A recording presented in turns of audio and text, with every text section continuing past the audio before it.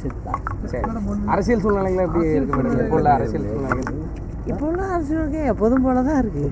புது கட்சிகள்லாம் வந்திருக்கு, தமிழக கட்சி கழகம் வந்திருக்கு, நிறைய சரி, பேர் எல்லாமே 26 தெரியும் இல்லையா? முதல்வர் தொடர்ந்து வந்து பார்த்தீங்கன்னா மாவட்டம் வாரியாக ஒரு சுற்றுப்பயணத்தை வந்து தொடர்ந்து பண்ணிட்டு வர்றாரு. இப்போ தேர்தல் வரப்போகுது இல்லையா 26, அதனால் தேர்தலுக்காக இப்போ பயணத்தை தொடங்கியிருப்பாங்க.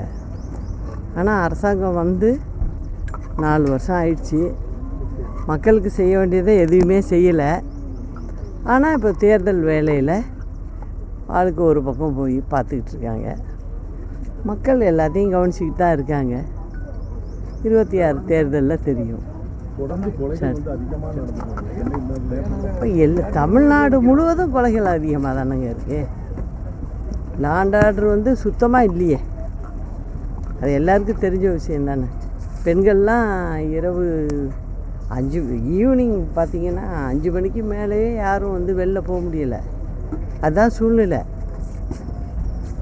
ஆனால் வந்து அவங்க ஆட்சியில் ரொம்ப நல்லா செய்கிற மாதிரி ஒரு பிம்பத்தை ஏற்படுத்தி போயிட்டுருக்காங்க. ஆனால் தமிழ்நாடு மக்கள் எந்த அளவுக்கு கஷ்டப்படுறாங்க அப்படிங்கிறத இந்த நிமிஷம் வரைக்கும் அவங்களுக்கு தெரிஞ்ச மாதிரி தெரியல எனக்கு. சரி.